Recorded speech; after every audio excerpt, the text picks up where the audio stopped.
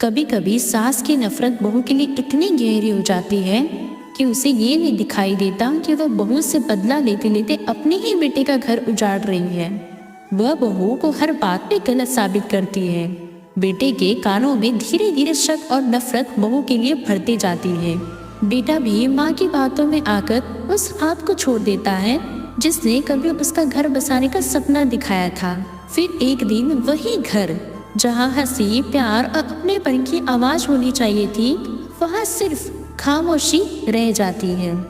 बहू की आंखों में आंसू होते हैं, बेटा अंदर ही अंदर टूट चुका होता है और सास सोचती है कि उसने अपनी जीत हासिल कर ली।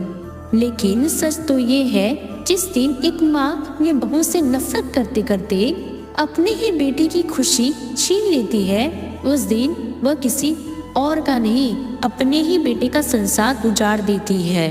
क्योंकि बहू तो पराई होकर भी घर बसाने आई थी, पर जब घर की अपनी ही औरत नफरत की दीवार खड़ी कर दे तो फिर उस घर की छत भी एक दिन ढह ही जाती है और फिर सास फिर एक बार बिचारी बन जाती है।